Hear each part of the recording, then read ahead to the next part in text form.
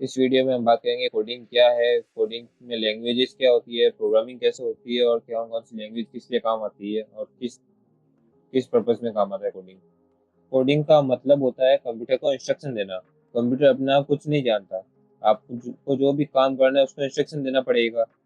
ये इंस्ट्रक्शन को हम प्रोग्रामिंग लैंग्वेज के थ्रू समझते हैं कि जैसे आप कैलकुलेटिंग करते हैं, यूट्यूब चलाते हैं, व्हाट्सएप करते हैं। सिंपल एग्जाम्पल, अगर आप कोई कैलकुलेटिंग कर रहे हैं तो उसमें उसको इंस्ट्रक्शन देना पड़ेगा कि 2+2 कितना होता है, तो आप लिखो 2+2 इक्वल टू 4, तो उसका आंसर आता है। उसी तरह कोडिंग क्या एक इंस्ट्रक्शन है, एक लैंग्वेज होती है कोडिंग के अंदर। कोडिंग में लैंग्वेज कौन कौन सी होती है? कोडिंग में लैंग्वेजेस एक ऐसी लैंग्वेज होती है जिसके द्वारा हम कंप्यूटर को इंस्ट्रक्शन देते हैं कि उसे क्या काम करवाना है।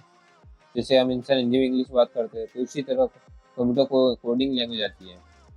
सिंपल एग्जांपल दो, जैसे आपको कोई वर्ड प्रिंट करना है, हेलो वर्ड, तो आपको क्या करना पड़ेगा? पाइथन। जैसे अपन लैंग्वेज तो बहुत रहते हैं सिंपल। तो पाइथन के अंदर क्या होता है कि print bracket open double quote hello hello Divyansh double quote bracket close करोगे तो ऑटोमेटिकली हेलो दिव्यांश प्रिंट हो जाएगा। ठीक है, उसको रन कमांड करोगे तो लैंग्वेजेस बहुत सारी होती है, जैसे HTML, CSS, जावास्क्रिप्ट, पाइथन, जावा, C++, VS, PHP, SQL, Kotlin etcetera. बहुत से लैंग्वेज है, हर लैंग्वेज का अलग अलग पर्पज होता है। कोडिंग से अपन क्या बना सकते हैं? कोडिंग से अपन website, android apps, iPhone apps, games, AI application, business software, अपने बैंकिंग के लिए, कार के लिए सॉफ्टवेयर, हॉस्पिटल मैनेजमेंट, अकाउंटिंग के सॉफ्टवेयर एक्सेट्रा, बहुत सारे एप्लीकेशन अपन एक्सेट्रा, बहुत सारी वेबसाइट्स ये बना सकते हैं अपन।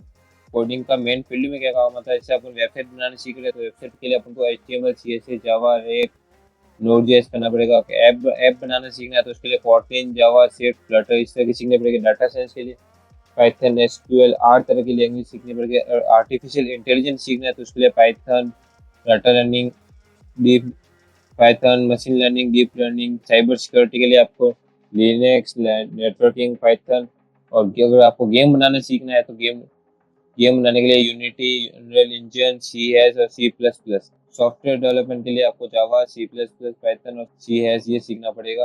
अब कोडिंग कैसे सीखे? तो सबसे पहले आपको कंप्यूटर का बेसिक क्लियर होने चाहिए, फिर स्टेप टू HTML सीखो, फिर CSS, फिर जावा स्क्रिप्ट।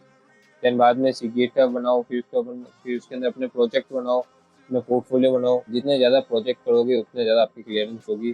कोडिंग सीखने में कितना टाइम लगेगा आपको बता दो, तो कोडिंग सीखने आपको 3 से 6 महीने लगेंगे। बट अगर आप रेगुलर बनाते हो, रेगुलर प्रोजेक्ट भी करते हो, रोज एक ही घंटा आपको दे रहे हो उसको, तो 2 से 3 महीने आप बना सकते हो।